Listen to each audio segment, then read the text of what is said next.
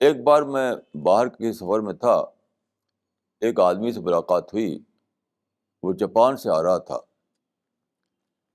تو اس نے بتایا کہ میں جاپان میں ایک یونیورسٹی میں پڑھتا ہوں اور اس وقت میں ریسرچ کر رہا ہوں۔ ریسرچ کر رہا تھا کس بات پر؟ وہ سائلنس پر، سائلنس، چپ، خاموشی پر، یعنی یہی اس کی ریسرچ کا موضوع تھا کہ سائلنس کیا ہے۔ جب اس نے کہا کہ میں سائلنس پر ریسرچ کر رہا ہوں، تو میں نے کہا آپ کو میں پرافٹ آف اسلام کی ایک حدیث سناتا ہوں۔ تو میں نے یہی حدیث سنائی، من سمتا نجا، جو چپ رہا اس نے نجات پائی۔ تو اس نے جلدی سے اس حدیث کو لکھا۔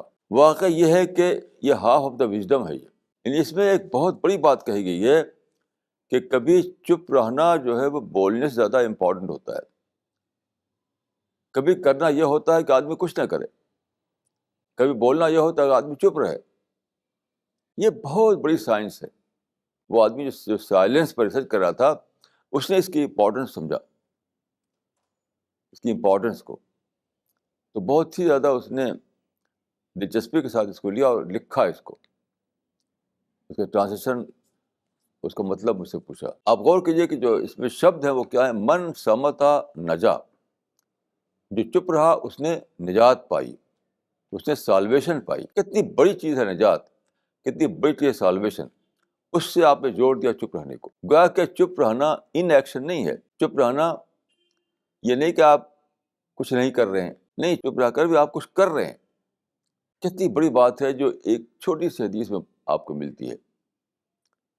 چپ رہنے کا مطلب یہ ہے کہ بلا سوچے ہوئے نہ بولنا۔ یہ آپ کے اندر عادت ہونی چاہیے کہ بلا سوچے آپ کبھی نہ بولیں۔ بولنا ہو تو پہلے سوچیں۔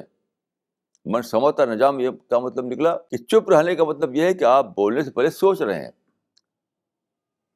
ایکشن لینے سے پہلے پلاننگ کر رہے ہیں، کود پڑنے سے پہلے اپنا نقشہ بنا رہے ہیں، اسسمنٹ کر رہے ہیں سچویشن کو۔ یہ ساری باتیں اس میں شامل ہیں، من سمتا نجا۔